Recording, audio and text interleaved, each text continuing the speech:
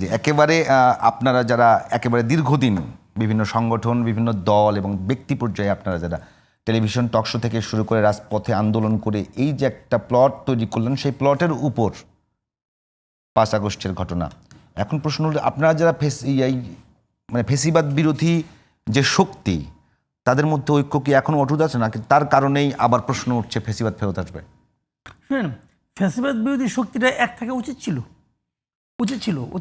এটা আসলে কি কারণে যে এটা তো আসলে আমাদের উপর একটা বড় ধরনের যন্ত্রণা হিসেবে চেপেছিল। কিন্তু যন্ত্রণা থেকে আমরা মুক্তি পেলাম তখন আমাদের যদি লক্ষ্যটা যদি ছোট রাখতাম তাহলে কিন্তু হতো, কিন্তু আমরা লক্ষ্যটা ছোট রাখি নাই।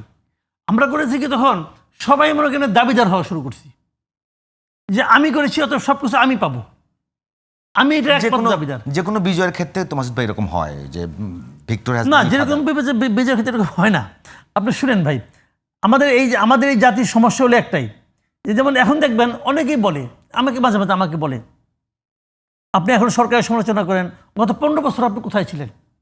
এটা একটা কমন একটা, আমি যত ভিডিও করি না, সব ভিডিওর মধ্যে এই প্রশ্নটা থাকবেই। না, আপনি তো করেছেন। না আপনি বলছেন, কিন্তু সেই প্রশ্নটা করবেই। আশরাফ কাসেম ভাই এই 15 বছর আপনি কোথায় ছিলেন তারা জিজ্ঞাসা করবে এটা।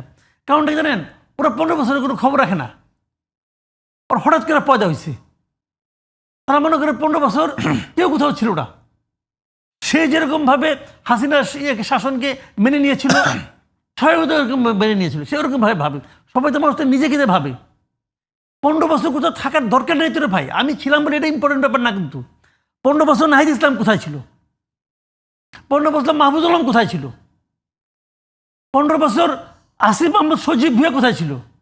15 বছর ডক্টর ইউনূস কোথায় ছিল? 15 বছরে ডক্টর ইউনূস নিজের মামলা ছাড়া অন্য কোনো ইস্যুতে শেখ হাসিনার কোনো সমালোচনা করে নাই। নিজের মামলা মানে কি, উনি কীভাবে ক্ষতিগ্রস্ত হচ্ছেন, ওনারা কীভাবে টর্চার করেছে, উনি খেলে এই কাহিনী বলতেন। শেষের দিকে 2-1 দিন এসে কি দেও দানা নাকি দেবদেবীর কথা বলছে 2-1 দিন, তাও সেটাও কিন্তু সামগ্রিক ভাবে না। তো 15 বছর এরা সবাই কোথায় ছিল? 15 বছর কোথায় ছিল এটা বলেন না, এটা বলা উচিত না। আমি ছিলাম কি না ছিলাম এটাও আমি বলতে চাই না, এটা বলবো কেন? যার যার অবস্থান শেষে পালন করছে, যার যার ভূমিকায় শেষে ছিল, কাজে ওইটা খোঁজাটাই হলো গিয়ে সবচেয়ে বড় সমস্যা। এখন যেটা হচ্ছে আমাদের যে ঐক্য কথা বললেন, এই ঐক্যটাকে নষ্ট করছে ওইটা বইলা যে আপনি 15 বছর কোথায় ছিলেন ওইটা বলেন না। আপনি 15 বছর শীতের মধ্যে ছিলেন, হিম কাপা হাড় কাপড় শীতের মধ্যে ছিলেন। ওটা আপনি একা দূর করতে পারতেন? আপনি একা শেখ হাসিনাকে সরাইতে পারতেন না বলেই তো এটা গণ-অভ্যুত্থানের প্রয়োজন হয়েছে। সবাই মিলে সরাইছি। কাজে ওই যে সরানোর কাজটা সবাই মিলে করছি। এভাবে ভাবেন, এভাবে ভাবলেই কিন্তু সমস্যার সমাধান হয়ে যায়। এইভাবে কেউ ভাববে না। সবাই গেলে 15 বছরের হিসাব খুঁজে। কেন খুঁজে? জাতিটাকে বিভক্ত করার জন্য খুঁজে। জাতিটাকে বিভক্ত করার কোনো প্রয়োজন নাই। আমি ভেবেছিলাম ডক্টর ইউনূস যখন দায়িত্ব নিলেন, উনি বোধহয় জাতিটাকে ঐক্যবদ্ধ করবেন, কিন্তু উনি আরো বেশি বিভক্ত করছেন। আগের জন যে উনি এই যে আপনার ডিভাইড অ্যান্ড রুলের জন্য, যে আমি ওদেরকে সবসময় ভিলেন আমি রাখবো।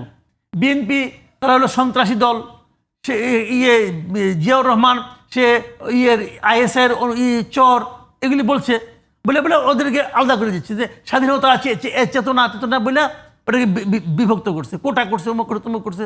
তো এরাও তো তাই করতেছে, আরেক চেতনা নিয়ে আসছে, এখানেও তারা কোটা শুরু করছে। একই তো কথা। এটা তো আমরা চাই নাই। আপনি ওটা করেন, জাতিকে ঐক্যবদ্ধ করেন, যার যা শাস্তি, যার যা প্রাপ্য সেটা আইনগতভাবে আপনি দেন তাদেরকে। কিন্তু এটা আপনি কোনো রকম মানে মব ক্রিয়েট করেন না। কারণ মব ক্রিয়েট হচ্ছে, একজন লোক করছে, মনে করেন এই যে খায়রুল হক, উনি, আমি তো মনে করি বাংলাদেশে গণতন্ত্রের সবচেয়ে বড় ক্ষতিটা ABM খায়রুল হক করছে, আমি মনে করি। এই জন্য ওনার শাস্তি হওয়া উচিত। ওনাকে দিয়েছেন আপনি কি, সে হত্যা মামলা, যাত্রাবাড়িতে নিয়ে কিন্তু হত্যা করছে। এটা পৃথিবীর যে কেউ যদি শুনে যে একজন সাবেক ফরমার চিফ জাস্টিসকে একটা হত্যা মামলা ঢোকানো হয়েছে এইভাবে, মানুষ কি বলবে? আমাদের বিচার বিভাগ সম্পর্কে দুনিয়ার মানুষের কি বিশ্লেষণ হবে? কে করতেছে? তারাই করতেছে যারা নাকি এরকম গণ মামলার শিকার হয়েছিল আগে। তাহলে আপনি যদি ওদের মতোই করেন, তাহলে পার্থক্যটা কি? তাহলে আপনি ওদের মতোই হয়েছেন। এটা তো আমরা চাই নাই। আপনারা সিস্টেমেটিক হতে আসেন।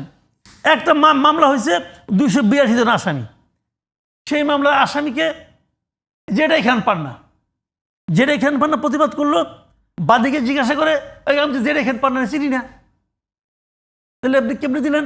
ওই দুইজন উকিল, একজন আওয়ামী লীগের, একজন বিএনপির, একজন জামাতের, ওরা সব ঠিকঠাক করছে, করে এই মামলা দিয়েছে। হইচই হলো, উনি আবার অ্যাপ্লিকেশন দিলেন, দিয়ে উনি জেডাই খান পান্নার নামটা প্রত্যাহার করে নিলেন। সমস্যা কি সমাধান হলো? 282 থেকে 281 হলো। বাকি যারা ছিল তারা তো রইল।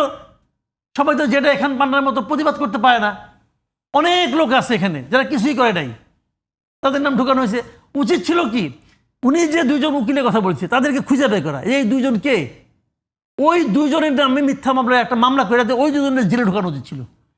একটা ঢুকাইতেন, আরও এরকম হইতো না। সব জায়গায় একই কাজ হয়েছে। কোথাও পুলিশ নাম বসাইছে, কোথাও ওই রকম উকিল নাম বসাইছে, কোথাও এরকম ধান্দাবাজ লোক নাম বসাইছে। নাম বসাই না, তাদের কাছে টাকা নেয়, এই তোমার নামে কিন্তু চার্জশিট দিয়ে দেবো, তুমি 1 লাখ টাকা দাও, তুমি 2 লাখ টাকা দাও। এই বাণিজ্য হয় না এই দেশে, হয়েছে। সরকার থামাইতে পারলো না কেন? আসিফ নজরুল এত বড় আইনজ্ঞ, সে বলে কি জনগণ যদি মামলা করে আমি কেমনি ফিরাবো? এটা তো বলে, আমি যদি আসিফ নজরুলের বিরুদ্ধে এরকম একটা মামলা দিই, মামলা কেউ নিবে? পুলিশ নিবে মামলা? তাদের নিবে না। আমি তো জনগণ,